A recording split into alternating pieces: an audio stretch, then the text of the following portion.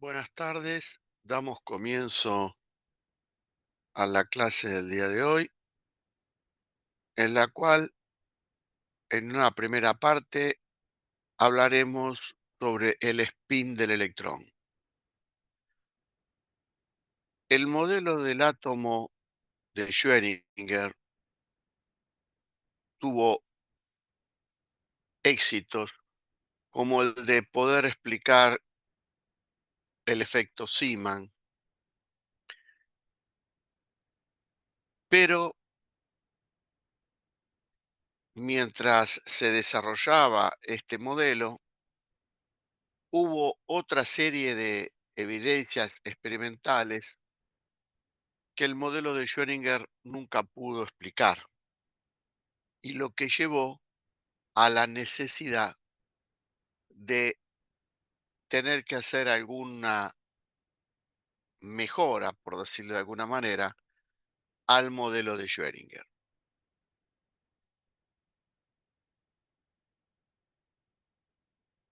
La evidencia experimental, conocida con el nombre de estructura fina, el llamado efecto Zeeman anómalo y el experimento de Stern-Harlach, son tres situaciones experimentales que tienen como punto en común el concepto del spin del electrón, concepto que no está contenido en el modelo de Schrödinger, tal cual lo hemos venido desarrollando hasta ahora. De estas tres evidencias experimentales, la única que desarrollaremos con cierto grado de profundidad corresponde al experimento de Stern-Harlach. De las otras dos haremos unos muy breves comentarios y obviamente también explicaremos por qué no podemos profundizar en ninguno de estos dos experimentos. Steinhardt tuvieron como objetivo comprobar la llamada cuantización espacial de la cual hemos estado hablando en una clase anterior. El requerimiento teórico que requiere el experimento de Steinhardt está vinculado a algo que estuvimos discutiendo a modo de repaso la clase pasada y que ustedes analizaron en Física 3, como ser el hecho de que toda espira con corriente está caracterizada por un momento dipolar magnético, que en un B uniforme la resultante de las fuerzas es nula, que actúa sobre una espira con corriente y por lo tanto esta no traslada, pero sí, si se le permite hacer algún tipo de movimiento, la espira con corriente puede girar debido a la aparición de una cupla. Sin embargo, lo que en particular necesitamos para entender el experimento Stern-Harlach no es algo que específicamente ni hayamos repasado ni ustedes hayan visto en Física 3, y tiene que ver con qué ocurre si el campo de inducción magnética no es uniforme. Bueno, en ese caso la resultante de las fuerzas es no nula y en particular esa fuerza no nula se puede escribir de esta manera.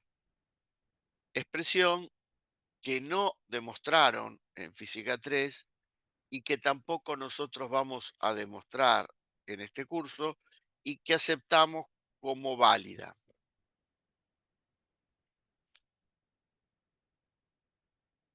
Es una, de alguna manera, continuidad de la idea que sí repasamos y que ustedes vieron en electricidad y magnetismo. Steinhardt trabajaron con átomos de plata neutros que se movían a través de un imán que generaba un campo de inducción magnética no uniforme.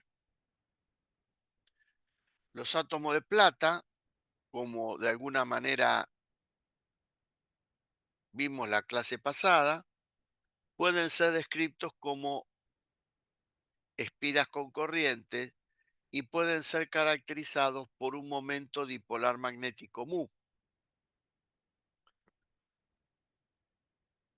Como la carga neta es cero porque son neutros los átomos, no hay fuerza debido a la posible existencia de un campo eléctrico, no hay fuerza debido a esta expresión, y si uno tiene en cuenta que el efecto gravitatorio es completamente despreciable, lo único que pudiera alterar el movimiento de átomos de plata sería justamente la existencia de un B no uniforme. En ese caso, la fuerza se escribiría así y el desarrollo sería este, en donde acá se ha tomado en cuenta que cuando se habla de un átomo como espira con corriente, el mu es el momento dipolar magnético orbital que estaba relacionado con el vector L a través de esta expresión. Si suponemos que el campo de inducción magnética solamente tiene componente en Z, la única fuerza que actuaría sobre los átomos de plata sería esta, en donde muestra que la fuerza que actúa es proporcional a la componente en Z del momento dipolar magnético, y teniendo en cuenta lo que vale el módulo de la componente en Z del momento cinético, termina quedando esta expresión que está acá. Si admitimos que esta derivada fuera positiva, lo que indicaría de que el módulo o la componente B sub Z aumenta a medida que voy moviéndome en el eje Z, resulta que de la aplicación de esta expresión, los átomos de plata estarían sometidos a una fuerza que los podría hacer a los átomos de plata ir hacia arriba, ir hacia abajo o moverse por esa región sin ser desviados.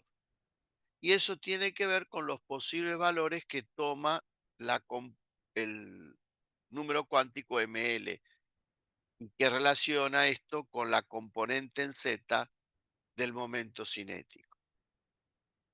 Si el ML toma valores positivos, 1, 2, 3, la fuerza que actuaría sería hacia abajo, debido a que acá tengo un signo menos. Si los valores de ML, menos 1, menos 2, fueran negativos, la fuerza Fz sería hacia arriba, y en el caso de que el ML tomara el valor cero, esta fuerza sería nula y por ende los átomos de plata no se desviarían de su trayectoria.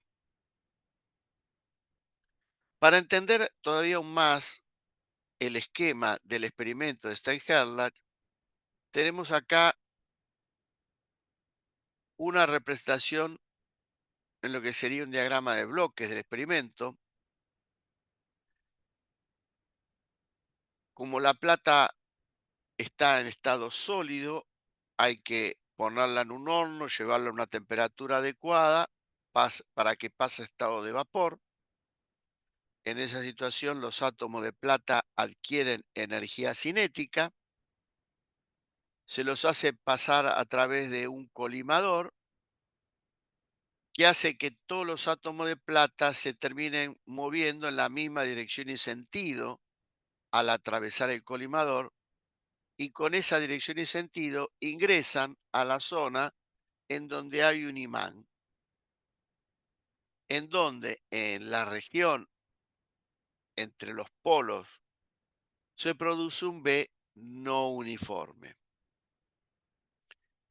En función de lo que puede valer el número cuántico ml, los átomos de plata se desviarán de su trayectoria rectilínea y irán hacia arriba, hacia abajo, o atravesarán esta región sin ser desviados, como recién comentamos. Los átomos de plata en estado de vapor alcanzan una placa de vidrio que está a una temperatura menor, adecuada para que los átomos de plata dejen, al llegar a la placa colectora, el rastro del lugar donde impactaron, porque pasan a estado sólido.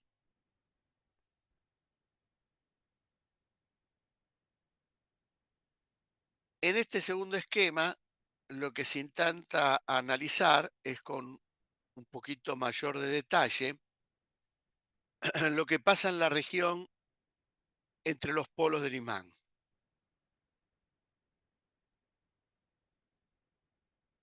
Acá no están representados ni un átomo ni una espira con corriente, sino está representado un imancito en forma de barra,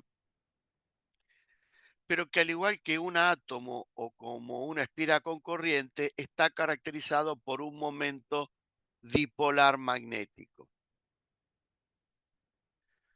Lo que está mostrando en este esquema es que si esto es el eje Z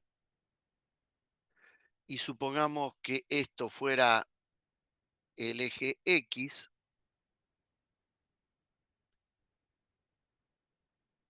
los átomos de plata, representados acá como pequeños imancitos en forma de barra, se desviarán hacia arriba, hacia abajo, o seguirán su movimiento sin ser desviados,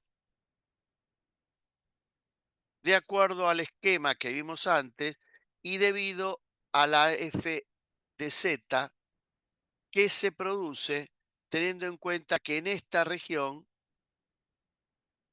el B no es uniforme.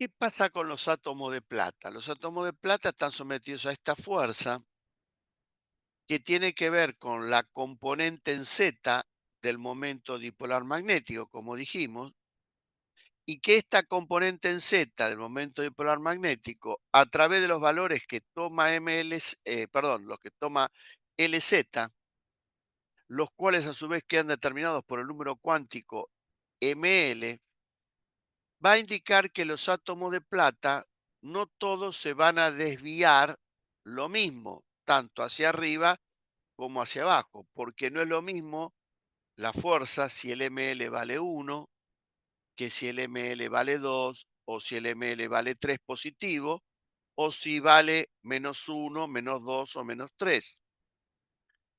Por eso que los átomos de plata se separarían en virtud de todo esto e impactarían en distintos lugares de la pantalla colectora. Todo esto está directamente vinculado al fenómeno de la cuantización espacial y lo que se debería observar en la placa colectora es un número impar de líneas porque los valores que toma el número cuántico ml pueden ser 0 si el L vale 0, 1, 0 o -1 si el L vale 1, 2, 1, 0, -1, -2 si el L vale 2, Si en L vale 3, 3, 1, 3, 2, 1, 0, -1, -2, -3. Es decir, el número de valores que puede tomar el número cuántico ml es 2L más 1, un número impar. Y por todo lo que comentamos antes, en la pantalla colectora se deberían ver un número impar de líneas dependiendo de cuáles son los valores de ml.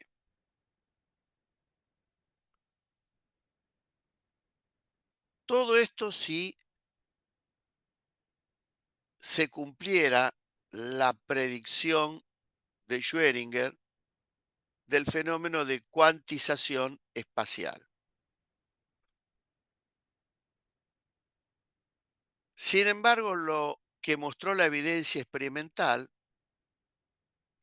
es que los átomos de plata se terminan separando en dos componentes, es decir, hay un conjunto de átomos de plata que va hacia arriba, otro que va hacia abajo. Y por ejemplo, no hay átomos de plata que atravesaran esa región sin ser desviados.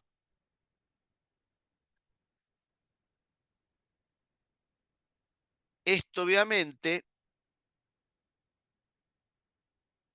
es en contrario a lo que la predicción de Schrödinger establecía que debía ocurrir.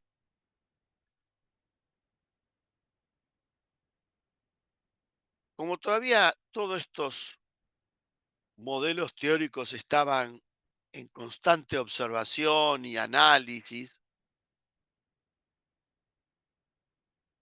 hubo algún tipo de especulación acerca de que quizás, como la plata tiene muchos electrones, algún análisis del comportamiento de la plata que se estaba analizando no era el adecuado, porque el análisis implicaba lo siguiente: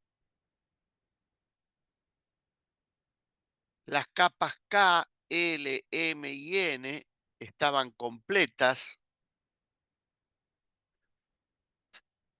y quedaba un único electrón, el cual estaba en la capa O, que corresponde a n igual a 5. Con n igual a 5, el número cuántico L podía tomar los valores 0, 1, 2, 3 y 4.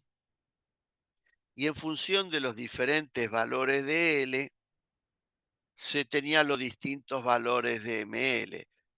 Y todo esto era lo que conducía al análisis anterior. Bueno, en algún momento se cuestionó acerca de si ese análisis era del todo correcto o no.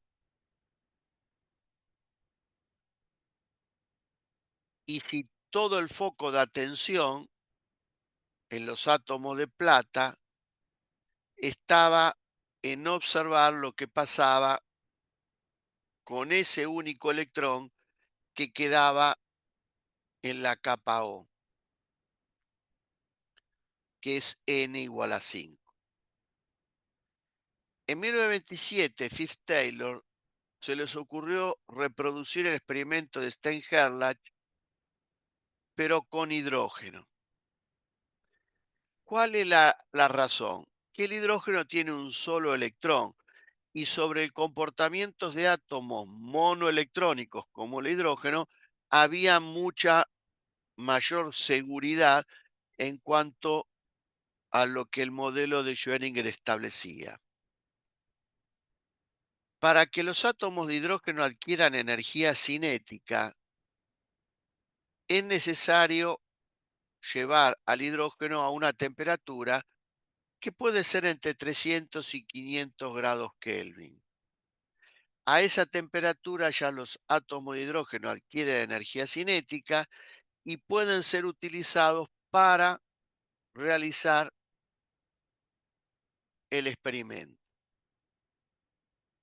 Por un desarrollo de la física estadística, se puede determinar que a esas temperaturas, más del 99% de los átomos de hidrógeno de toda la muestra se encuentran en el estado base y una proporción muy, pero muy pequeña podría encontrarse en el estado E2 o en algún estado inclusive excitado superior. Pero el hecho de que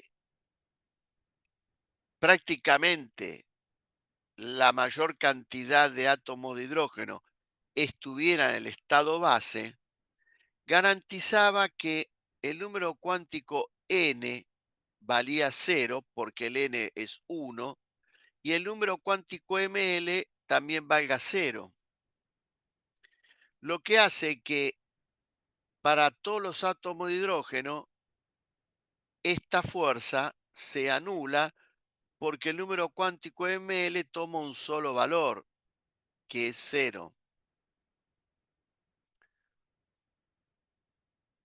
Por lo tanto, no había duda acá que si todo funcionaba adecuadamente, los átomos de hidrógeno tendrían que atravesar esa región sin ser desviados, la región donde hay un B no uniforme. Sin embargo, ante el asombro de Fife Taylor, hubo átomos de hidrógeno que se desviaban hacia arriba, átomos de hidrógeno que se desviaban hacia abajo, en una forma equivalente a lo que pasaba con los átomos de plata. Esto, por otra parte, dio muestras de que evidentemente focalizar la atención en el único electrón de la capa O no era inadecuado y que lo que le pudiera estar pasando a ese único electrón, el átomo de plata, o al electrón del átomo de hidrógeno, es algo que podía ser explicado en el mismo contexto. Entre medio de estos dos experimentos, Goudsmit y Uhlenbeck plantearon una posible solución del problema, incorporando la idea de que el electrón gira sobre un eje que pasaría simbólicamente por el centro de masa y que a ese giro del electrón alrededor de su eje se le debería asignar un momento dipolar magnético mu llamado mu de spin o mu intrínseco y se indicaría como un mu sub s. Con esto no solamente se pudo explicar perfectamente la estructura fina, sino también el experimento de Stern-Gerlach.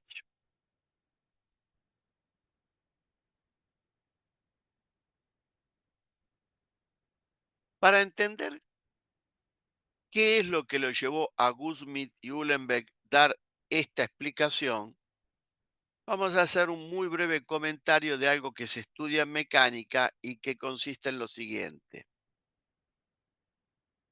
El momento cinético respecto de un punto tomado como centro de momento siempre se puede escribir como un llamado momento cinético orbital más un momento cinético de spin. Pero esto siempre se puede hacer cuando uno trabaje con un sistema de partículas o un sólido rígido. Si uno trabaja con una partícula, el momento cinético es R vectorialmente P y no admite tal descomposición, porque una partícula ocupa un punto del espacio y no tiene ningún sentido construir la imagen de la posibilidad de que gire alrededor de un eje que pasara por el centro de masa. Todo esto funciona para un sólido rígido o para un sistema de partículas, pero no para una sola partícula.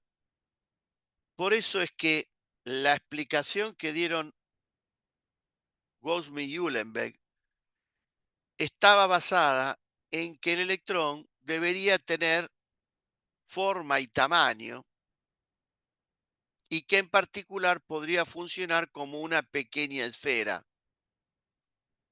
de tal manera que la idea de que gire sobre su propio eje pasaría a tener sentido. El ejemplo más sencillo de lo que acabo de decir tiene que ver con si yo analizo el momento cinético de la Tierra, tomando como centro de momento al Sol e imaginando que el Sol está en el centro de masa del sistema, el momento cinético de la Tierra se puede escribir como el momento cinético orbital, que es el que tiene que ver con el movimiento de la Tierra alrededor del Sol, más un momento cinético de spin, que es el que tiene que ver con el movimiento de la Tierra alrededor del eje que pasa simbólicamente por el centro de masa de la Tierra. Lo que sería el movimiento de un trompo también podría quedar como ejemplo de lo que es el momento cinético de spin, que tiene que ver con el giro de la masa del cuerpo distribuida alrededor de un eje que pasaría por el centro de masa, más el momento cinético que tendría que ver como imaginariamente que toda la masa del sistema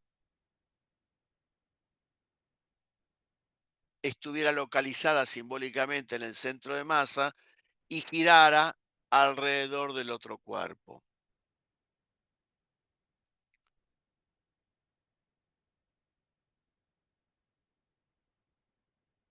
Todo esto está perfecto en la medida de que el electrón tuviera forma y tamaño. Sin embargo, el electrón no tiene ni forma ni tamaño. No tiene ni forma de esfera, ni forma ovoide, ni forma de pelota de rugby. Y por lo tanto, si no tiene ni forma y tamaño, la imagen que habían construido Gauss y Uhlenbeck acerca de que tiene un momento cinético de spin termina siendo incompatible con esta idea. Pero lo interesante y que tiene que ver con este comportamiento tan particular del electrón es que aunque el electrón no tenga ni forma ni tamaño, aunque la imagen del electrón girando sobre su propio eje carece de sentido, la idea de que tenga un momento cinético de spin es una idea que prendió en la física. No la de la imagen, repito, del electrón girando alrededor de su propio eje, pero que sin que pase esto, sí, aunque sea una partícula, tiene un momento cinético de spin. Y así, por tener un momento cinético orbital, que tiene que ver con lo que nosotros identificamos como L, y que está vinculado al posible movimiento que haga el electrón alrededor del núcleo,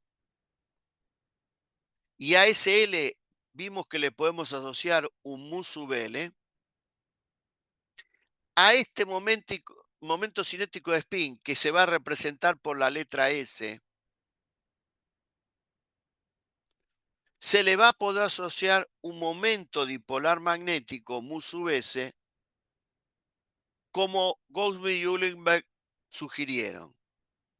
Pero lo digo por última vez, la idea era la correcta, no la imagen del electrón con una forma particular y girando sobre su propio eje.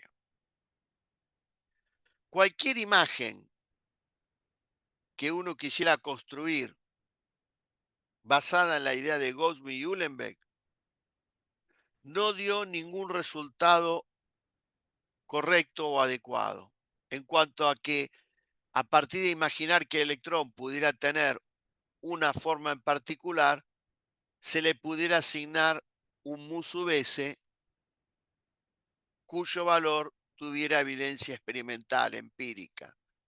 Todos los intentos fracasaron, porque, repito, el electrón no tiene ni forma ni tamaño como para construir esa imagen. Pero increíblemente, sí tiene S y mu sub s. Por otra parte, al momento cinético resultante, por decirlo de alguna manera, a nivel atómico se lo identifica como J y se habla de un momento dipolar magnético mu, que es la suma del mu sub L y el mu sub S. Ahora, ¿cómo se consiguió hacer esto? Bueno, esa tarea la llevó a cabo Dirac, quien desarrolló una teoría cuántica relativista y con la que incorporó, del punto de vista físico y matemático, la noción del spin del electrón sin usar la imagen que Gauss-Smith y Uhlenbeck habían sugerido. ¿Y cómo es que sin esa imagen presente pudieron construir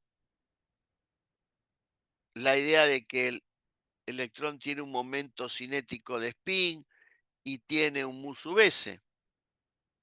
De alguna manera, muy elementalmente dicho, lo que hizo fue tomar todo el formalismo que con alto grado de detalle analizamos oportunamente sobre el momento cinético L, que ahora es el que tenemos que claramente identificar como el llamado momento cinético orbital.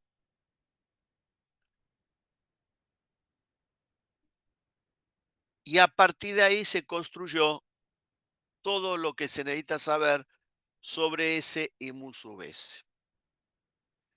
Pero el proceso físico-matemático supera completamente el alcance del curso.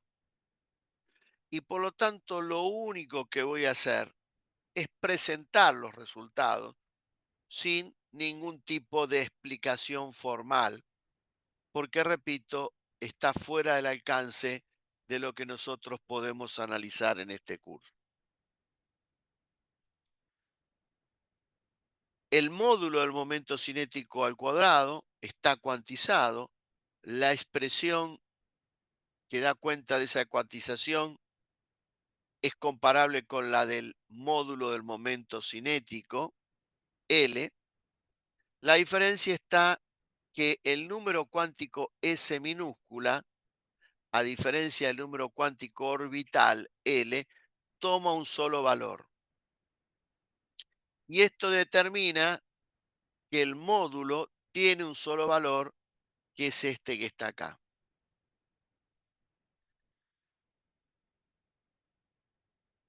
El vector momento cinético proyectado en el eje Z da la componente en Z del momento cinético de spin, la cual también está cuantizada con una estructura equivalente a MLH barra, pero la diferencia está en que el MS toma solamente dos valores, más un medio o menos un medio. Se podrían establecer los operadores cuánticos respectivos, repitiendo lo que pasa con el vector L, y analizar las mismas relaciones de conmutación que vimos con L a través de sus componentes o del módulo al cuadrado con cada una de sus componentes, y analizar todos los resultados en el marco del principio de incertidumbre.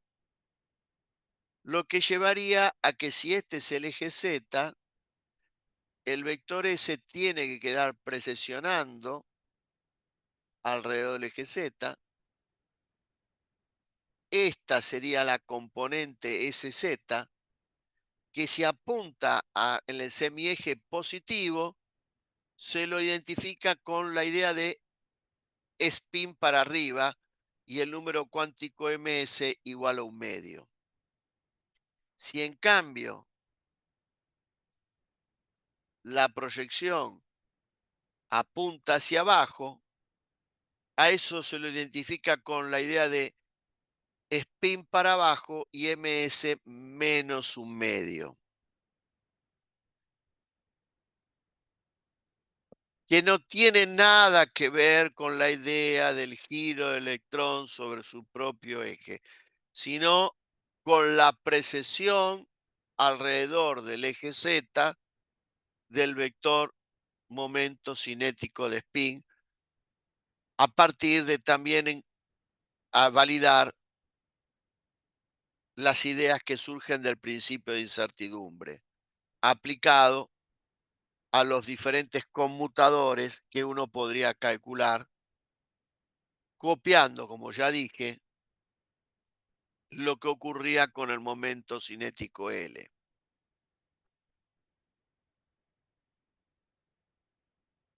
Estas funciones serían las autofunciones tanto de S cuadrado y SZ, y están vinculadas con SZ. Y por estar vinculadas con SZ, y como SZ tiene que ver con el número cuántico ms, están vinculados al número cuántico ms. Lo que hizo Dirac fue mostrar que a la función de onda que surgía del modelo de Schrödinger se le podía incorporar la información del spin a través de este procedimiento, en donde básicamente lo que se hace es a la solución que hemos obtenido multiplicarla por estas nuevas autofunciones. Lo que muestran que para caracterizar el comportamiento de un electrón en el átomo, necesito no de tres, sino de cuatro números cuánticos, que son el n, el l, el ml y el ms. Esta llamada función de onda completa es también autofunción de L cuadrado LZ, además de ser de S cuadrado y SZ. En particular, en presencia de un imán, aparece otra forma de energía potencial magnética, que es el resultado de la interacción del B con el mu S. La expresión del mu S termina tomando esta estructura, donde este factor lo vamos a tomar como igual a 2. Y finalmente, la fuerza se podría expresar a partir de todo este conocimiento de esta manera, en donde esto de alguna manera reemplaza a ml, que era la expresión que estábamos utilizando para tratar de entender tanto el experimento de Stern-Gerlach con átomo de plata como con átomos de hidrógeno. Si uno acepta todo el planteo anterior, va a encontrar una sencilla explicación entonces a los resultados experimentales, y que es la siguiente. Es correcto que en el caso del hidrógeno los átomos se encuentren en el estado base, y por lo tanto la asignación de los números cuánticos NL y ML es correcta. N1, L0 y ML0. Con ML0, el momento dipolar magnético orbital es el vector nulo, pero sigo teniendo el momento dipolar magnético intrínseco de spin, y como el mu es la suma de estos dos, queda que tengo finalmente un mu que es igual al mu sub s. Y entonces lo que determina lo que va a pasar en este experimento es la interacción del B con el mu sub s y por ende con esta expresión de la fuerza, en donde básicamente, debido a que el ms toma dos valores, queda claro por qué hay átomos de plata que van hacia arriba y hay átomos de plata que van hacia abajo. Y esto es porque los electrones, además de tener el número cuántico n, l y ml, están caracterizados por el número cuántico ms. Y esos electrones pueden encontrarse en el estado de spin para arriba o spin para abajo. Si uno analiza con la idea de la superposición de estados, sería como que la función de onda con la que describo esto es la de la superposición del estado de spin para arriba con la del estado de spin para abajo. Cuando los átomos de hidrógeno se mueven a través del B no uniforme, la interacción con el B hace colapsar a la función de onda hacia un estado particular. ¿Y esto por qué? Porque esos estados particulares son los autovalores que puede tener, en este caso, la componente SZ y que tendría que ver con la energía potencial magnética que tiene el átomo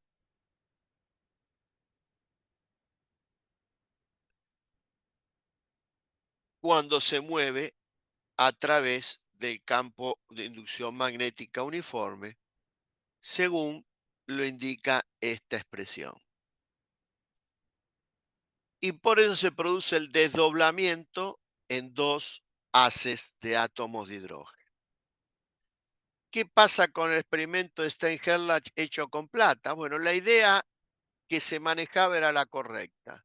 La plata tiene 47 electrones, 46 electrones están repartidos entre la capa K, L, M y N, las cuales son completas.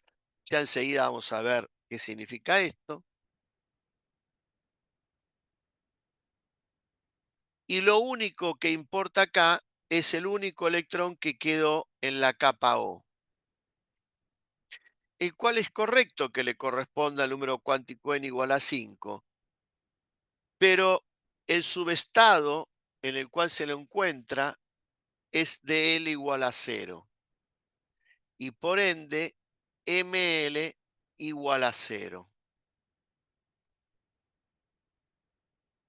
Y entonces, al igual que pasa con el átomo de hidrógeno, el único mu que tengo es el mu sub s. Y a partir de acá, la explicación que corresponde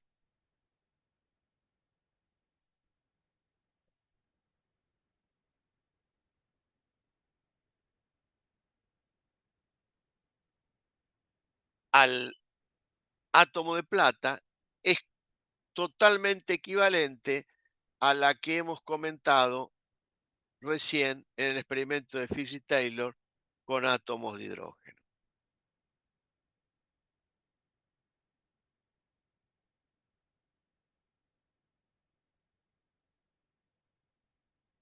El problema de la estructura fina se explica a través de la llamada interacción spin-órbita. El tema es que entender la interacción spin-órbita involucra un conocimiento de relatividad que pone ya naturalmente a este tema fuera del alcance del nivel del curso.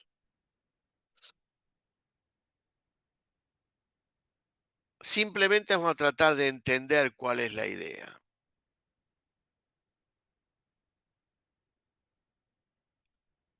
No hay B exterior, no hay un imán presente. y se quiere estudiar el espectro de emisión de un gas. Y entonces se focaliza la atención en una línea de ese espectro. Con los espectrómetros del siglo XIX y hasta inclusive con algunos espectrómetros de los comienzos del siglo XX, no había ningún problema para determinar la longitud de onda que correspondiera a esa línea, la cual era justamente una línea de un cierto valor de lambda. Sin embargo, cuando los espectrómetros aumentaron su poder de resolución y mejoró mucho la tecnología, mostraron que algunas líneas del espectro de emisión de un gas, que se las veía como una línea simple, única, en realidad eran dos líneas muy, pero muy cercanas en longitud de onda, a tal punto que una no muy adecuada utilización de un espectrómetro adecuado no permitía distinguir un valor de longitud de onda del otro. Pero con un espectrómetro de alta resolución quedaba en claro que en realidad esa era una línea doble, que incluía dos longitudes de onda diferentes, pero muy cercanas una de la otra. En este desdoblamiento consiste la llamada estructura fina, que tiene que ver con la duplicación de las líneas del espectro de emisión sin tener en cuenta la existencia de un B exterior. ¿Cómo participa acá la idea de la relatividad? En una forma elemental. Hasta ahora siempre analizamos la situación desde la lógica de que el electrón dentro de un orbital se encuentra en un estado dinámico determinado por el número cuántico n, l, ml y ahora por el ms, haciendo algún tipo de movimiento alrededor del núcleo. Sin embargo, de la lógica de que uno estuviera en el sistema del electrón, el que repetiría ese movimiento sería el protón, que forma parte del núcleo. Y un protón haciendo un movimiento, si una partícula cargada, genera un B interior, el cual se podría calcular inclusive con la ley de Biot-Savart. Este B interior interacciona con el mu sub s del electrón y que indica de que no todos los niveles de energía están desdoblados. Y por lo tanto, cuando se produce una transición hacia uno de estos niveles de energía desdoblados, aparecen longitudes de onda muy cercanas, pero diferentes. Les dejo para que analicen qué niveles de energía no estarían desdoblados, según la imagen que se genera, con esta idea de analizar lo que pasa si uno se ubica simbólicamente en el electrón y analiza el efecto que el núcleo, el protón en particular, moviéndose, termina produciendo sobre el electrón. Debido a que el electrón, así como tiene carga eléctrica y tiene masa, de ahora más uno tiene que aceptar que tiene spin. Y puede tener un estado de spin para arriba o un estado de spin para abajo, independientemente si está formando parte de un átomo o no. Es como que la idea de este estado del electrón forma parte de la cédula de identidad del electrón. Y de ahí aparece el efecto de estructura fina. Si además de tener en cuenta el hecho de que algunas líneas que se las veía simples eran dobles, ahora agrego un B exterior, aparece lo que se va a llamar el efecto Zeeman anómalo. ¿Y por qué?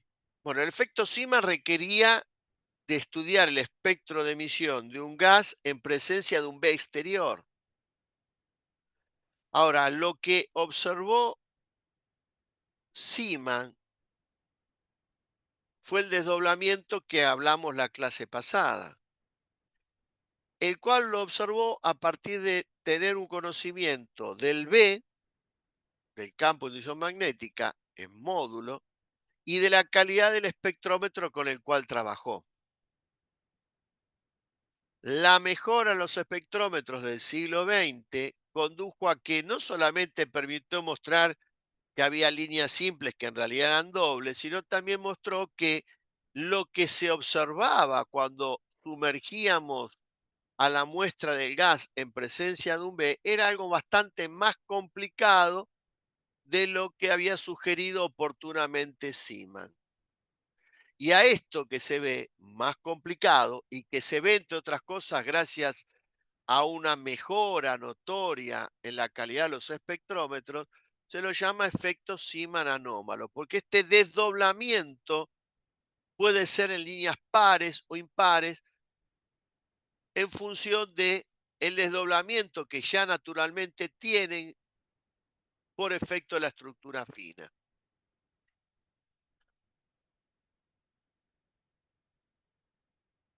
Básicamente, ahora la interacción del B exterior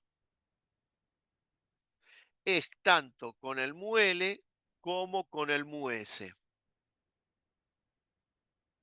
Para tener en cuenta el efecto Zeeman que describimos la clase pasada, esto no lo consideramos, pero no es porque no existía, sino porque la evidencia experimental que Zeeman había recogido no obligaba a tener que incorporar todo lo que acabamos de indicar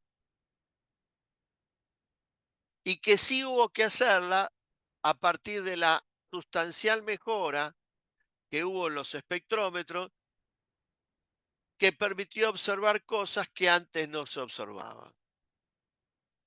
Por eso cuando uno analiza el efecto Zeeman en la forma como Zeeman lo planteó, se habla de que es el efecto Zeeman normal y tiene que ver con la interacción del B con el mu sub L exclusivamente, que es como no considerar el mu sub S de spin.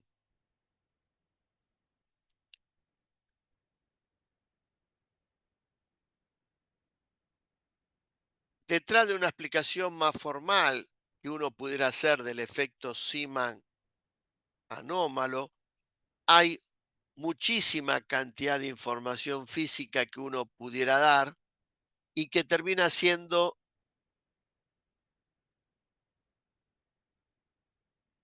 que este tema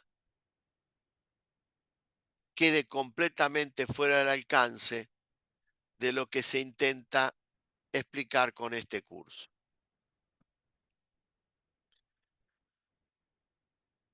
Tampoco es interés formal del curso analizar qué pasa con los átomos multielectrónicos. Sin embargo, con el único objetivo de dar una explicación más física a algo que ustedes vieron en química y que tiene que ver con la organización electrónica de los diferentes átomos de la tabla periódica, vamos a hacer algunos comentarios, repito, simplemente con el objetivo de que cosas que habrán visto en química, a lo mejor basadas en reglas, sin una muy clara explicación física, ahora puedan quedar enmarcados dentro de una explicación física. El problema de átomos multielectrónicos obliga a incorporar una idea que es la del llamado principio de exclusión de Pauli, que establece que yo no puedo tener dos electrones con el mismo conjunto de números cuánticos. siendo los números cuánticos con los cuales caracterizo a los electrones N, L, M, L y Ms.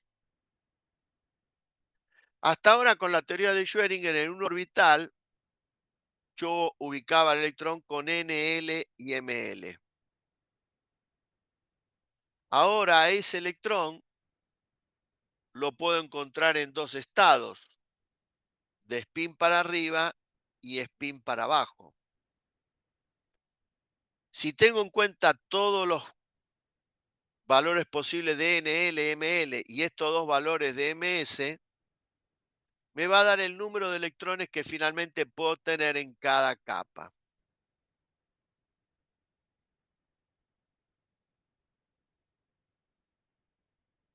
Por ejemplo,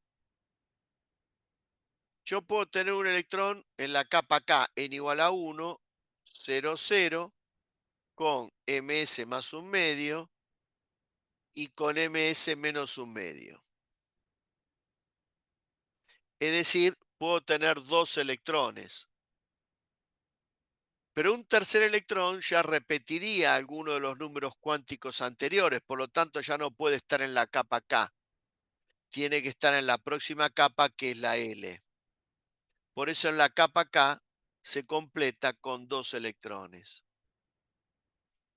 En la capa L, el N vale 2, el L vale 0,1 y el ML vale 0 para L igual a 0 o 1, 0 menos 1 para L igual a 1.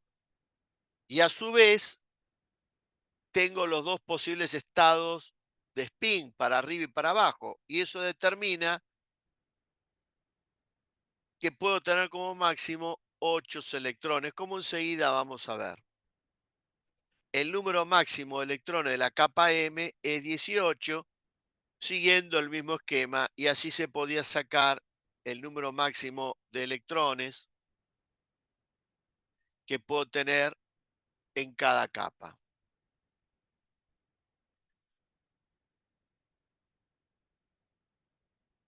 Un comentario que en parte en su momento lo dije es que ¿por qué puedo trasladar lo que vimos para átomos monoelectrónicos para átomos multielectrónicos?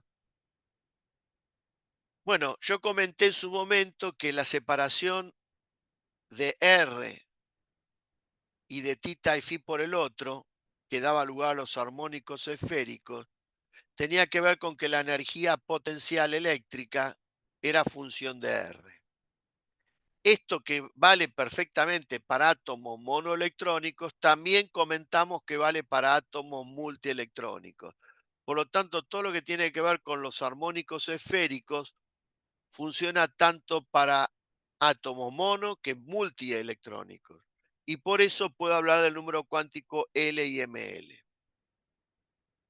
Todo lo que tiene que ver con la parte radial está vinculado a la forma de la energía potencial, que para un átomo monoelectrónico vimos cómo escribirla, y de ahí, y a partir de la restricción matemática de la función R de R, de que se mantenga finita para los estados ligados, nos llevó a la expresión de los niveles de energía en el átomo monoelectrónico.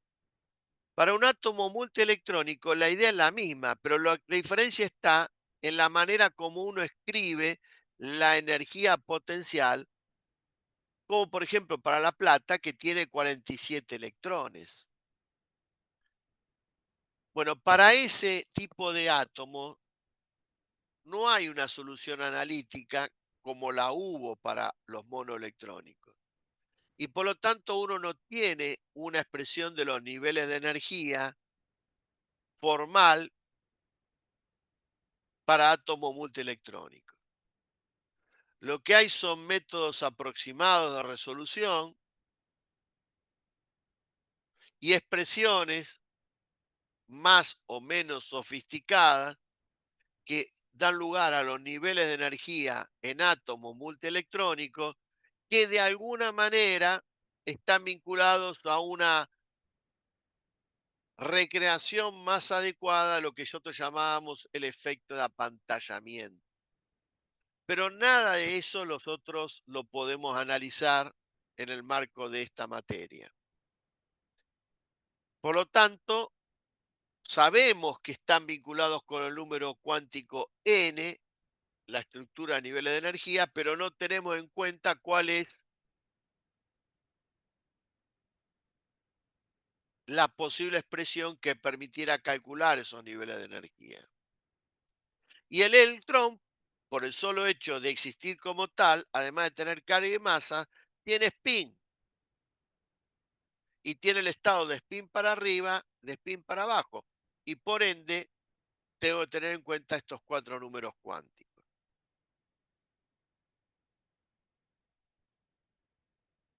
Para establecer la organización electrónica de los elementos, hace falta tener en cuenta que, como ustedes habrán visto bajo la denominación seguramente de la regla de las diagonales, la energía para ciertos elementos no solamente depende del número cuántico n, sino también del número cuántico L.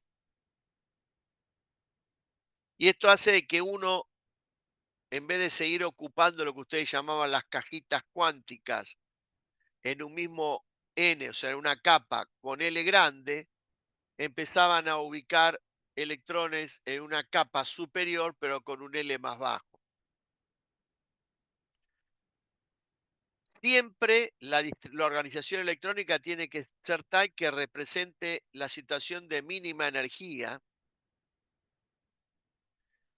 y la configuración se va a tener que hacer en base al número cuántico n y L. Finalmente, se puede citar la regla de Hund, que cuando un átomo tiene orbitales de igual energía, el orden de llenado por electrones está que el máximo número de electrones quedan con espines desapareados. Más allá de que hay alguna otra información que ustedes pueden obtener del propio libro, acá está la representación en términos de lo que llamaban las cajitas cuánticas. La estructura electrónica del hidrógeno es fácil, es un S1, porque tengo el único electrón en la capa K, n igual a U, subcapa S, L igual a 0, y eso indica como un S1. El helio tiene dos electrones, es un S2, y con esto queda completa la capa K. El que sigue es el litio, que tiene tres electrones. Ese tercer electrón está en la capa L, subcapa S. El berilio, cuatro electrones, completa esta cajita y queda así. El boro tiene 5 y ya tiene que ir a la subcapa P. ¿Por qué hay tres cajitas en la subcapa P y una sola cajita en la subcapa S? Porque con S igual a 0, L igual a 0, ML vale 0. Y con L igual a P, que es, perdón, la subcapa P, que es L igual a 1, tengo tres valores de ML, que aunque no determinan la energía, porque la energía no tiene que ver con el número cuántico ML, tiene que ver con los tres posibles valores que toma ML, 1, 0, menos 1, que acá como no tienen que ver con la energía, no me interesa identificarlo.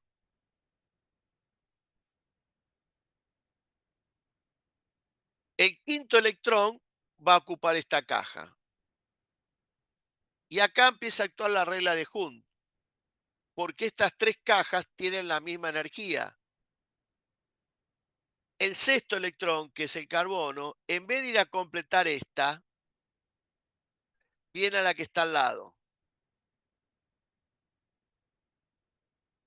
El séptimo, en vez de completar esta o esta, viene a la que está al lado. Y recién se completan las cajas, primero esta, después esta y después esta, llegando al neón, que tiene 10 electrones y tiene la capa K y la capa L completa. En la capa K tengo dos electrones, todos en la subcapa S, y en la capa L tengo dos electrones en la subcapa S y 6 electrones en la subcapa P. De tal manera que tengo en total en la capa L 8, más 2 electrones que tengo en la capa K, me dan los 10 electrones que tiene el neón para tener la capa K y la capa L completa. Y así se podría seguir haciendo participar también para átomos más complejos de estructura la regla de las diagonales.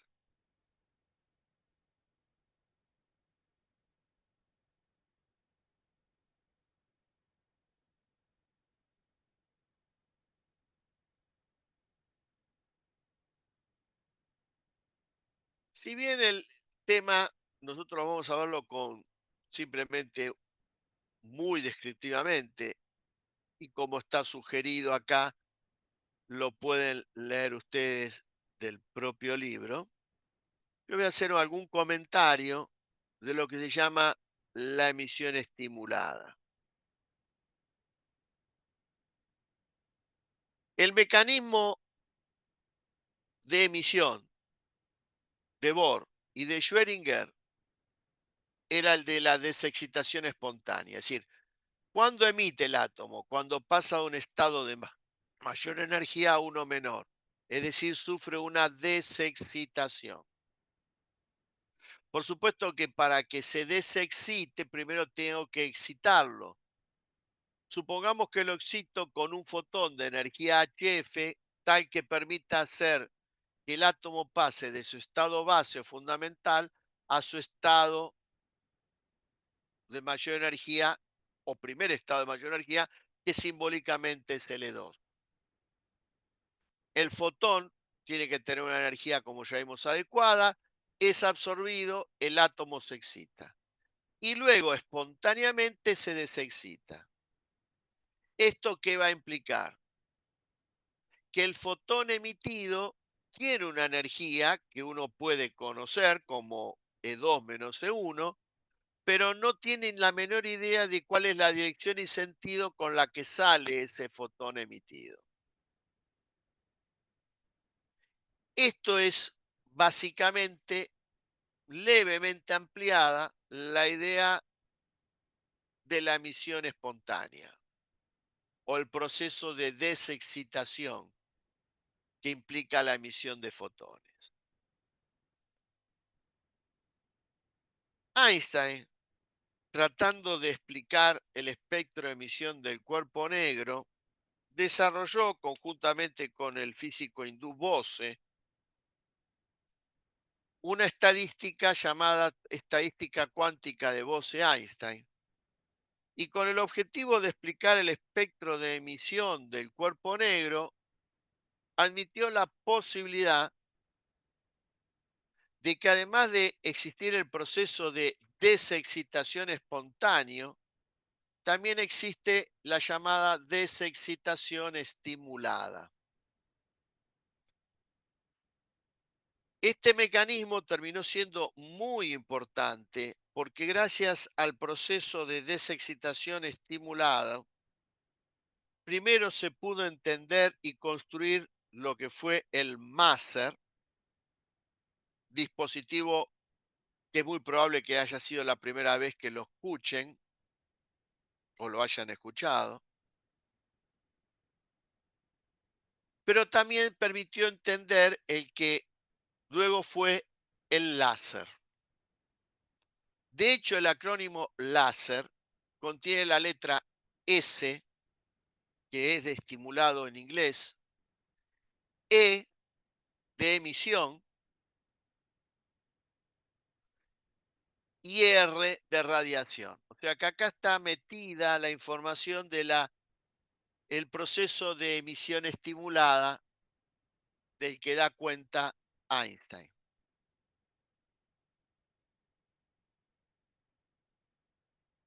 ¿En qué consiste este proceso?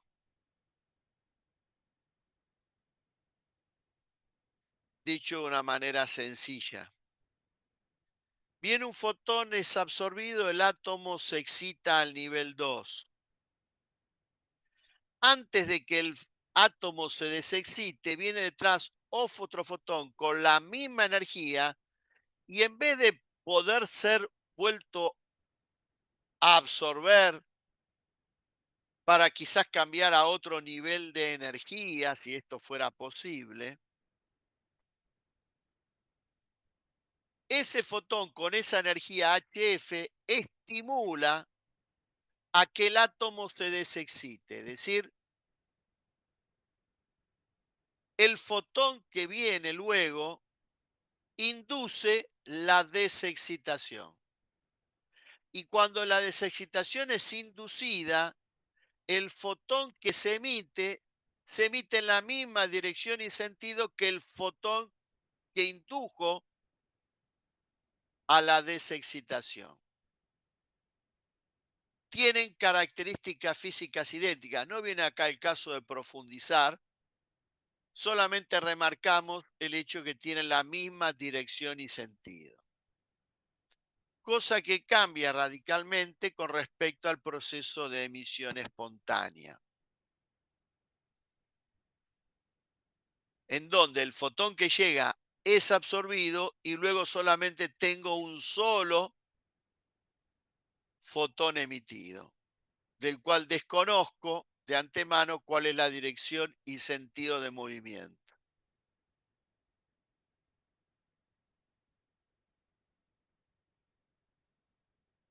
Este efecto, con un, dentro de un adecuado sistema que tiene como objetivo amplificar el efecto, de hecho, la otra parte del acrónimo láser, la L es de light, luz, y la A es de amplificación, se logra generar lo que se llama radiación láser, que de alguna manera amplifica este efecto de visión estimulada que estoy elementalmente describiendo. En esta descripción absolutamente básica y elemental, hay que hacer notar de que para que tenga lugar todo esto en el sentido que acabo de comentar, tiene que existir la posibilidad de que se invierta previamente la población. ¿Y en qué consiste la llamada inversión de población? Bueno, yo comenté que naturalmente los átomos de un gas, por ejemplo, se encuentran en el estado de menor energía y pocos átomos se encuentran naturalmente en un estado de energía superior al estado base. Para que todo esto funcione, debería estar de alguna manera alterado esto y la población de átomos en un estado excitado debería ser mayor a la que naturalmente se podría encontrar. A esto se lo vincula con el efecto de inversión de la población.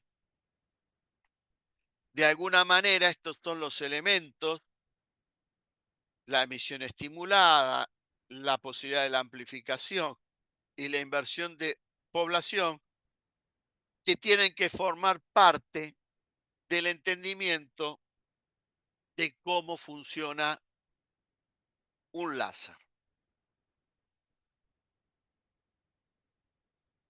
Con esto se completa todo lo que tiene que ver con el átomo y lo que corresponde al temario del segundo parcial. En lo que sigue, vamos a describir, empezar a describir los elementos que corresponden al último tema del cuatrimestre, que no forma parte del temario del segundo parcial, pero sí forma parte del temario del final y habilita a poder hacer problemas de la guía número 8.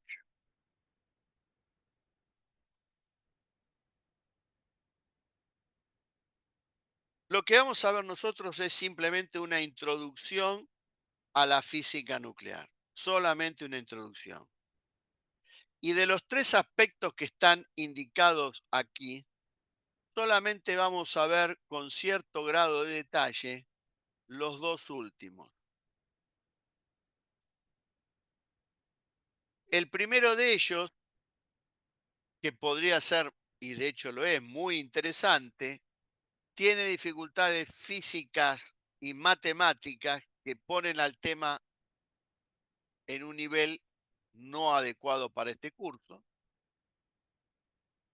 Y por lo tanto, sobre la constitución y propiedades del núcleo, solamente vamos a dar ideas muy básicas, muy elementales.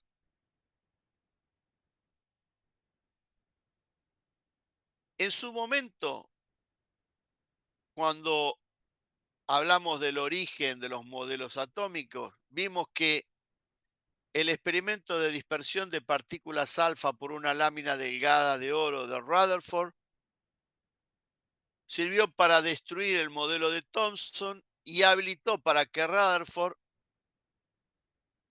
diera el modelo planetario que incluía la noción de núcleo atómico. El mismo Rutherford, tiempo después, fue el que demostró de que las partículas que transportaban la carga positiva y que formaban parte del núcleo eran los protones, del griego proto, primero.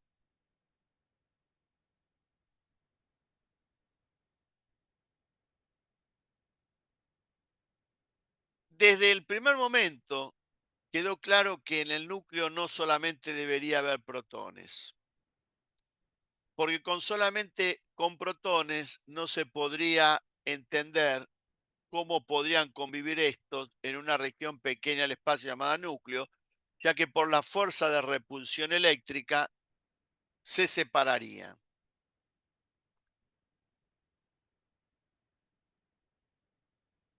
En algún momento de la historia se empezó a hablar de que esas otras partículas que convivían con los protones en el núcleo eran los neutrones, los cuales formalmente fueron presentados en la física recién en 1932.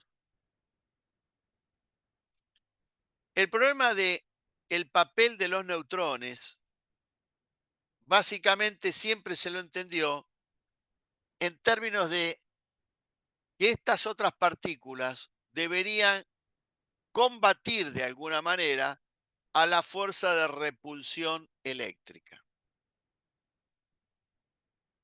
Y entonces siempre se creyó de que los neutrones, al interaccionar con los protones, darían lugar a una fuerza que combata la repulsión eléctrica y de carácter atractivo. Sin embargo, la completa descripción históricamente realizada por primera vez de la fuerza nuclear fue establecida por Yukawa y que se la llamó fuerza nuclear fuerte debido a que el módulo de esta fuerza era mayor que el de la fuerza eléctrica de repulsión.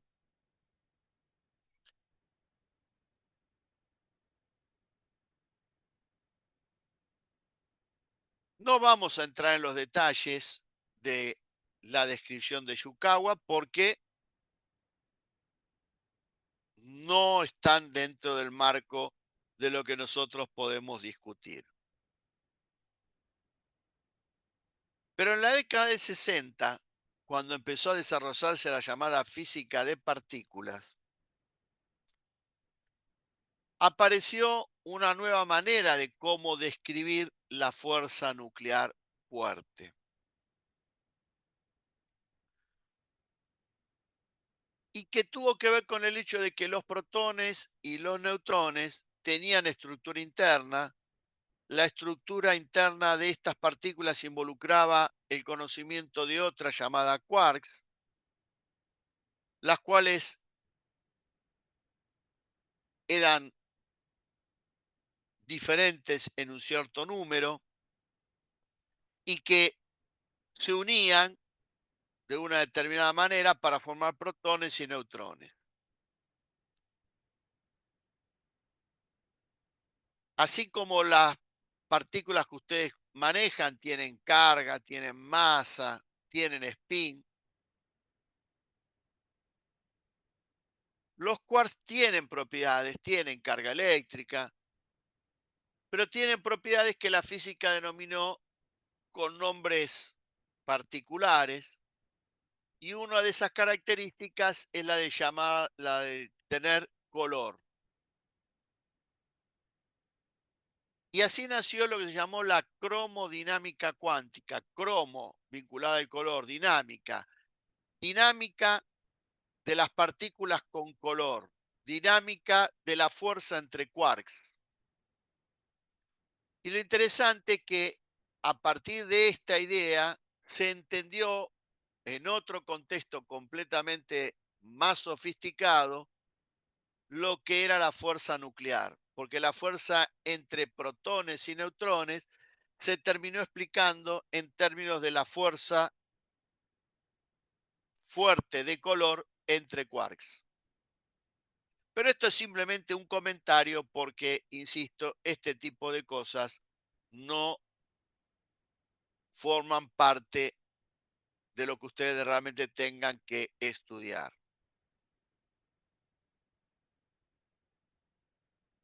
El número de protones se identifica con Z y define el número atómico. El número de neutrones se identifica con N y el número másico, que no es otra cosa que el número de protones más el de neutrones, se identifica como A. A también se lo entiende como el número de nucleones. La palabra nucleón es para indistintamente identificar a protones y o neutrones.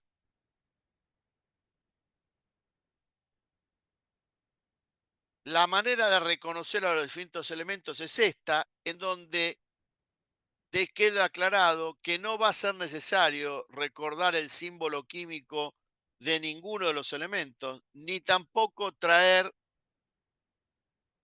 la tabla periódica para la identificación simbólica de un elemento.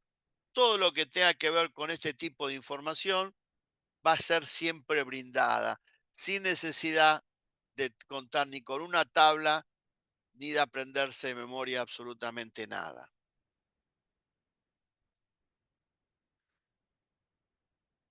Luego del modelo de Bohr, muy rápidamente se encontró que el hidrógeno tenía lo que llamaron isótopos, deuterio y tritio. Luego se estableció que todos los elementos de la tabla periódica tienen lo que llaman versiones isotópicas. ¿En qué consisten las versiones isotópicas de los elementos de la tabla periódica? En átomos que comparten propiedades físico-químicas, obviamente tienen el mismo número atómico Z, pero tienen diferente número másico. Y la diferencia del número másico es porque tienen diferencia en la estructura nuclear. Y la diferencia en la estructura nuclear tiene que ver con diferente número de neutrones. En el caso del hidrógeno, el deuterio tiene como núcleo el deuterón, que está conformado por un protón y un neutrón, y el tritio tiene como núcleo al tritón, que está formado por un protón y dos neutrones. Muchos elementos tienen isótopos naturales e isótopos artificiales.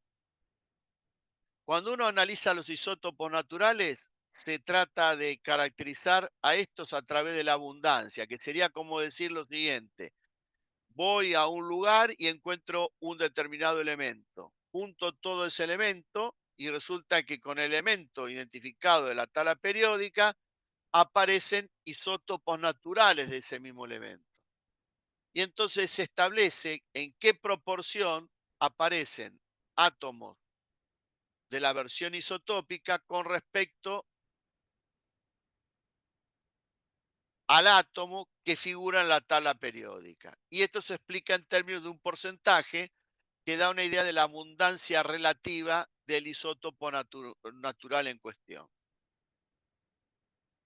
Los isótopos artificiales se pueden construir, obviamente, en el laboratorio, pero a través de un proceso que de alguna manera vamos a estudiar con cierto grado de detalle, que son las llamadas reacciones nucleares, en particular las reacciones nucleares neutrónicas. El conocimiento de la masa del átomo y la masa del núcleo de un elemento terminó siendo una característica de interés,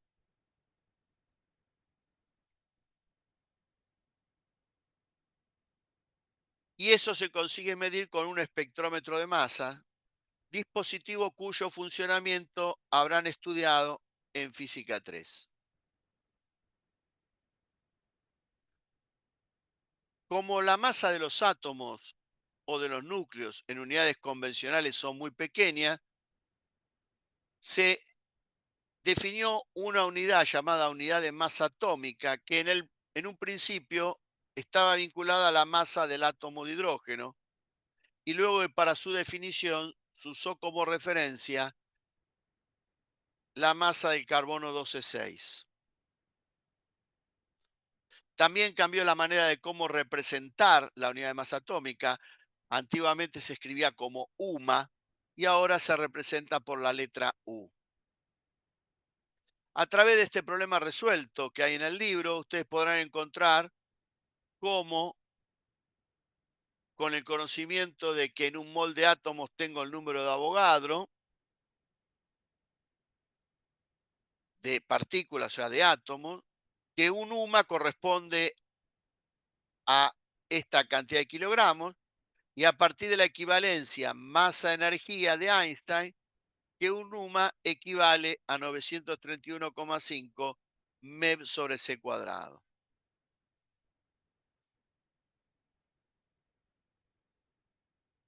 La evidencia experimental que muestra que la masa del núcleo es 99,99% de la masa del átomo, lo que hace que varios, entre ellos el libro, consideren no necesario distinguir entre masa atómica y masa nuclear. Sin embargo, para nosotros puede ser en alguna situación de interés distinguir una de la otra, pero eso lo vamos a ver cómo realizarlo más adelante. Los nucleones, es decir, los protones y los neutrones conviven en una región del espacio que se la modeliza como esférica, de un valor R variable y que en valor medio se escribe en el formato constante por el número más igual a un tercio. Debido al tamaño que tienen los radios de estas regiones, se acostumbra a identificar un submúltiplo del metro, que es el Fermi, de tal manera que, por ejemplo, la constante R0 termina siendo 1,2 Fermi. En estas regiones esféricas es donde uno va a admitir que existen los protones y los neutrones. En el ejemplo que está indicado acá, 44,2, hay alguna cuenta muy básica y elemental que tiene que ver con la densidad de masa y la densidad de carga en el núcleo y que completarían este esquema de características muy básicas del núcleo.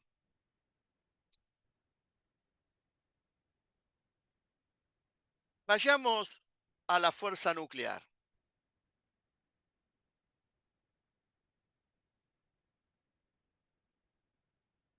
Entre los protones no hay duda que hay una fuerza de repulsión eléctrica y que es debida a que los protones tienen carga, obviamente de igual signo. Para que los protones convivan y no se separen y convivan en esta región del espacio llamada núcleo, están los neutrones que obviamente tienen que aportar una fuerza que se oponga a esta de repulsión eléctrica. Y ahí empieza a entenderse el origen de la llamada fuerza nuclear, que es fuerte porque, o se la identifica como fuerte, en módulo es mayor que la fuerza de repulsión eléctrica. Y se dice que es de corto alcance porque la fuerza nuclear tiene la característica de ser muy importante en cuanto al módulo, mientras la distancia entre los nucleones es del orden del Fermi. Pero cuando los nucleones están separados por varios Fermi, la fuerza nuclear decrece muy rápidamente, hasta que para cierto valor de distancia entre nucleones se hace prácticamente nula. Por esto se dice que es de corto alcance, porque es importante cuando la distancia entre los nucleones es del orden del Fermi.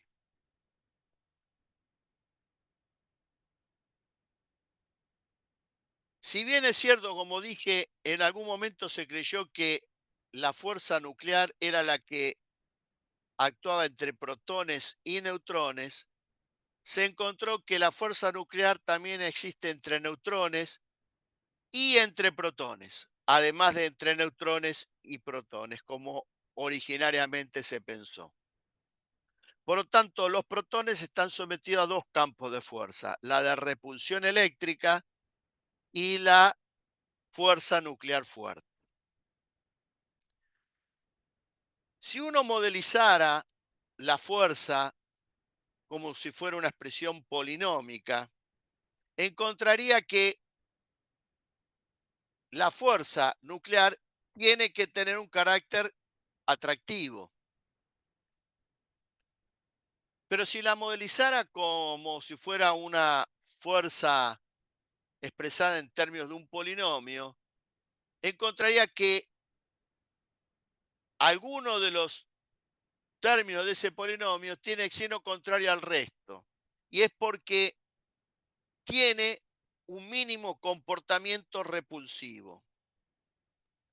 Por eso es que, más que decir que es atractiva, acá yo escribo que es esencialmente, fundamentalmente atractiva, sin olvidar esta característica. ¿Qué es lo que hace que sea tan complicado el tema de la modelización de esta fuerza?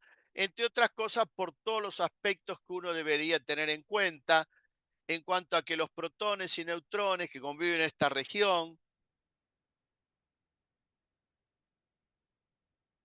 para establecer cómo conviven, uno tiene que tener en cuenta el principio de exclusión de Pauli, tiene que tener en cuenta que tienen spin, tanto los protones como los neutrones, que por lo tanto importa la orientación relativa de los espines de los nucleones, y todo esto hace que el combo que explicara el tema de la fuerza nuclear se hace sumamente complicado.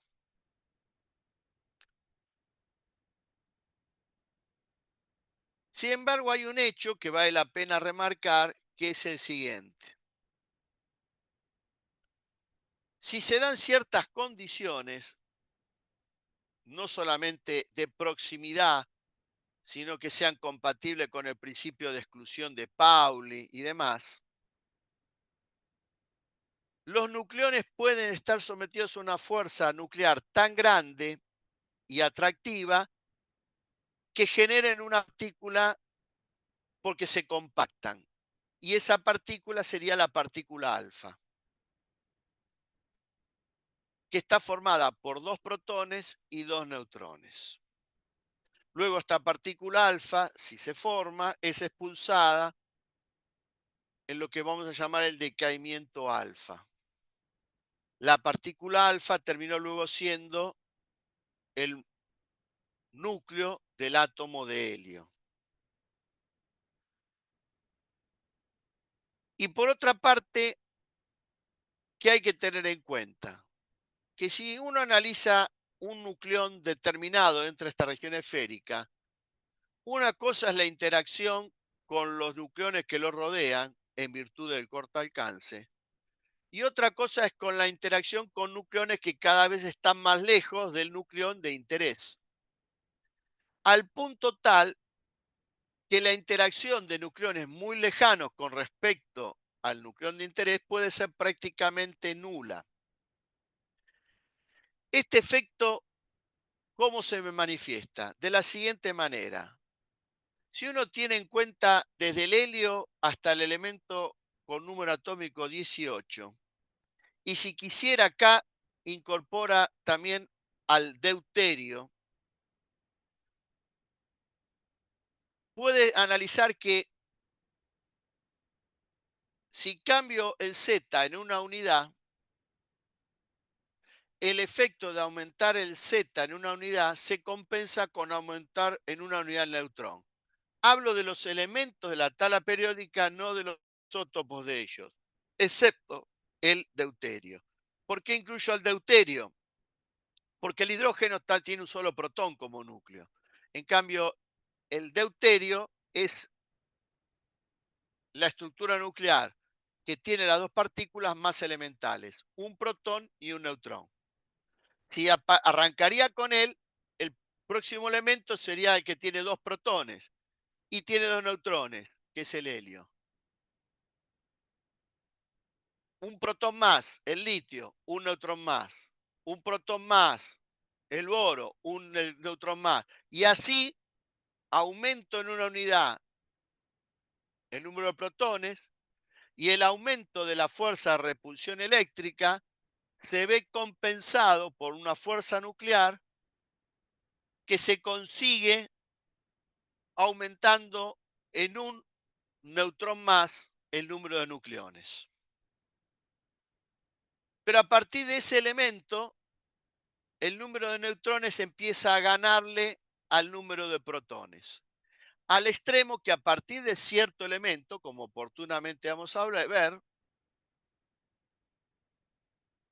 el número de neutrones, aún en las versiones isotópicas, es siempre mayor que el número de protones y a partir de ahí siempre ocurre esto para todos los otros elementos que siguen de la tabla periódica, en los cuales el número de neutrones es largamente mayor que el número de protones. Y esto es porque no consigo contrarrestar la acción del aumento de la fuerza de repulsión con solamente la incorporación de un neutrón más. Porque por todo esto que estoy comentando, de la distancia que empieza a haber entre los diferentes neutrones con respecto al neutrón de al nucleón de interés, hace que se produzca lo que llamo un efecto de saturación. Y necesito mayor número de neutrones para compensar el aumento de la fuerza de repulsión eléctrica por tener un protón más. Tener un protón más implica cambiar de elemento en la tabla periódica.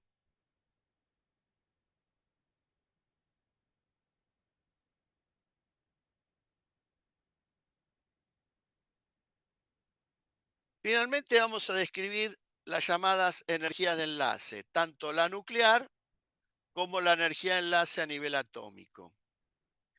La energía de enlace a nivel atómico, de alguna manera, ya la hemos analizado para átomos monoelectrónicos. Pero primero veamos ¿Qué es la energía de enlace nuclear? Para que los protones y neutrones formen el núcleo, tienen que estar a una corta distancia para que la fuerza nuclear pueda ganarle a la fuerza de repulsión eléctrica y unir los nucleones.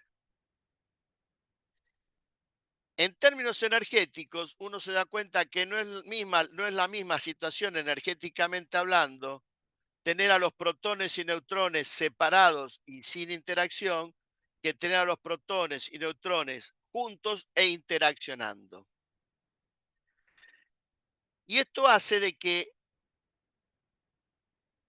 para poder separar al núcleo una vez armado, uno le tenga que entregar energía. Y justamente la energía de enlace a nivel nuclear es la energía que se le tiene que entregar al átomo, perdón, al núcleo en este caso, para separarlo en protones y neutrones. Y para que esta separación sea efectiva, simbólicamente, uno imagina que con esta energía los protones y neutrones van al infinito y quedan en reposo. Si uno plantea la conservación de la energía, va a encontrar que la energía de enlace a nivel nuclear se puede calcular a partir de esto y por ende a partir de esta cuenta. Cuenta que muestra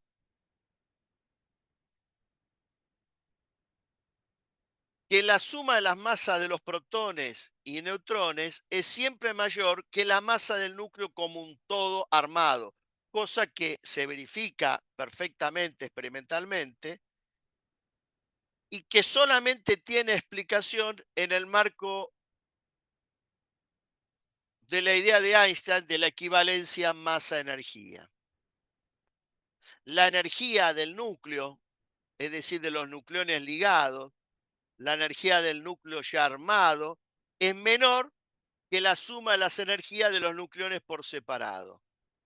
La energía de todos los protones más la energía de todos los neutrones es mayor que la energía del núcleo ya armado.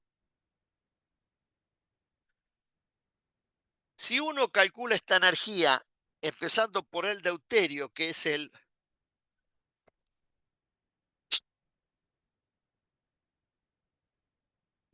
núcleo que tiene las dos partículas, una y una, la energía de enlace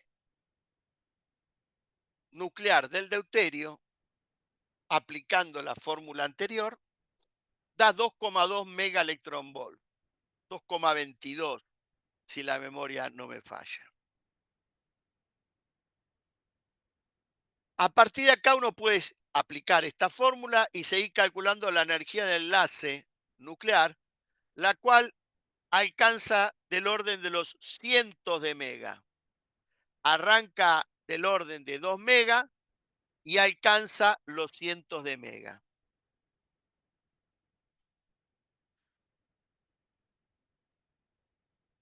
¿Qué pasa con la energía de enlace a nivel atómica?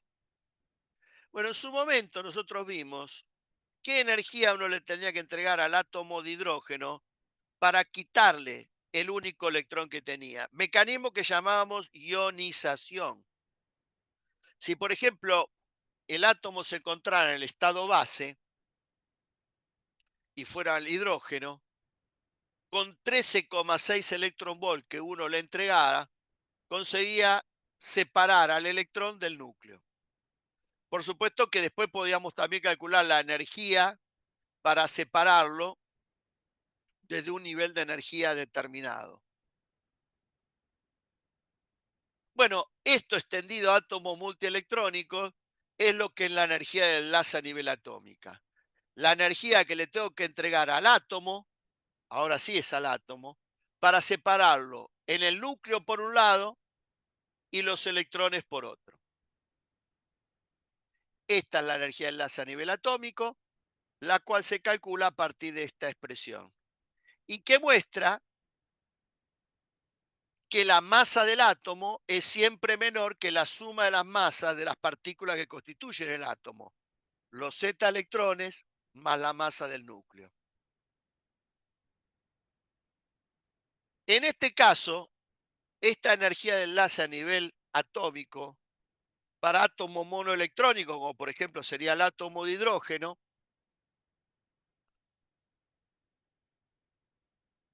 es del orden de los electronvolts. Y para átomos multielectrónicos alcanza del orden de los kiloelectronvolts. Lo importante es que con respecto a la energía de enlace a nivel nuclear es varios órdenes de magnitud menor. ¿Y esto qué significa? Bueno, cuando uno estudia procesos, no trabaja a nivel nuclear, no trabaja con los núcleos pelados. En general, uno que trabaja con una muestra en estado sólido, en estado líquido, en estado gaseoso, y la muestra está formada por átomos, el núcleo y los electrones. Ahora, en función de esta diferencia de orden de magnitud de estas energías, si uno solamente se preocupa por el proceso a nivel nuclear, puede despreciar todo lo que tenga que ver con el proceso a nivel atómico, que es lo que normalmente se hace, debido a que las energías de enlace a nivel atómico son varios órdenes de magnitud menores que las energías de enlace a nivel nuclear.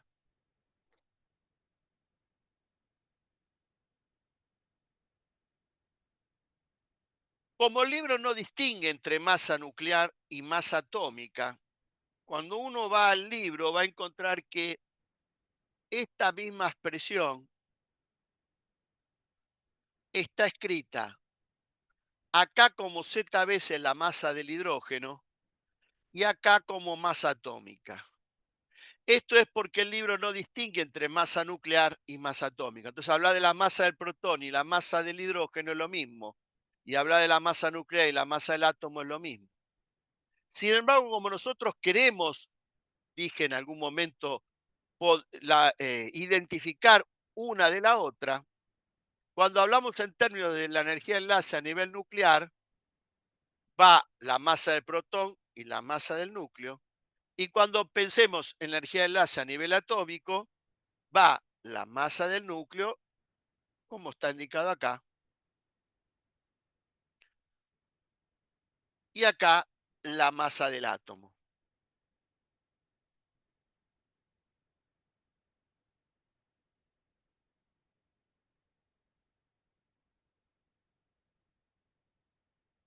Si uno quiere distinguir una de la otra, en el marco de lo que nosotros vamos a ver, el puente que va a conectar una y otra a través de los datos que uno pueda dar, va a ser a través de estas energías de enlace. Y está claro que ustedes no van a tener que adivinar si van a considerar la masa nuclear diferente a la masa atómica, sino que en el enunciado del problema va a estar claramente identificado si la masa nuclear hay que distinguirla de la masa atómica o no. Y repito, la única estrategia, básicamente, hasta ahora, la única que tienen, que sirva para conectar un valor con el otro, es a partir de datos adecuados, establecer esta conexión a través de estas dos formas de energía, de enlace, la nuclear y la atómica.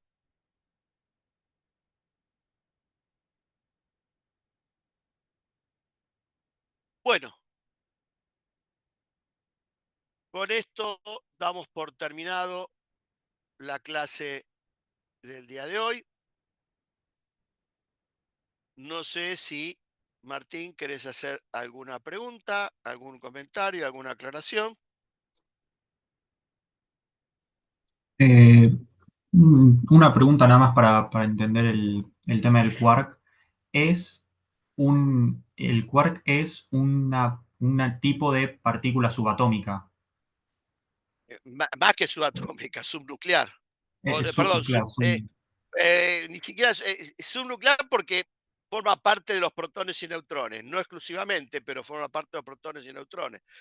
Si los protones y neutrones forman el núcleo, los quarks forman a los protones y los neutrones, por eso sería como una partícula subnuclear en algún Claro, sentido. claro, creo que se le llamaba cuántica, me parece, ¿no? O Sí, partícula es un cuántica. nombre, son nombres, son dentro de la estructura que genera el llamado modelo estándar. Los quarks son importantes para la conformación de las partículas llamadas hadrones, como ser los protones y los neutrones. Y entonces, bueno, la unión de quarks forman partículas como protones y neutrones. En cambio, no forman electrones, porque los electrones no son los únicos, no tienen estructura interna. Ah, ok. Pero no, no más que eso. Eh, eh, Está lleno de literatura de divulgación sobre este tema, pero que la vas a poder leer perfectamente, pero que es solamente divulgativa. Si te metes en cualquier lugar que hable sobre el modelo estándar, te va a hablar de los diferentes tipos de quarks, de las características que tienen, y bueno, en particular, eh, ahí yo te puse cómo se arma el protón, cómo se arma el neutrón, pero bueno, todo de una manera muy descriptiva, muy básica y muy elemental, porque todos los modelos teóricos que tienen que ver con la unión de quarks para formar hadrones y demás, tiene que ver con ideas muy sofisticadas, tanto en matemática y física, de justamente la física de partículas. Y esto está totalmente fuera del alcance de lo que nosotros estamos viendo. Es como que tendría que uno armar, no te digo una materia, pero un curso especial, digamos, de varias semanas, antes de poder llegar a entender em, mejor cómo funciona esto. Lo que yo hice fue simplemente una muy elemental descripción. Ok, ok. Bueno, no sé, ¿quieres alguna pregunta más? No, no, ninguna. Bueno, perfecto. Entonces, este tema se va a continuar de acá hasta el final del cuatrimestre en las próximas dos clases. No este tema en particular, sino lo que tiene que ver con la física del núcleo. Y todo esto que estamos viendo, más lo que vayamos a ver en las próximas dos clases, no forma parte del examen parcial, sino de el final. Y te va a habilitar para empezar a hacer los problemas de la guía 8. De hecho, yo voy en las clases de teoría a explicar cosas y resolviendo problemas que están en la guía vinculados con este tema. Así que bueno, te espero el próximo día miércoles, perdón. Que tengas una buena tarde y nos estamos viendo entonces. Hasta luego. Dale, nos vemos. Nos vemos.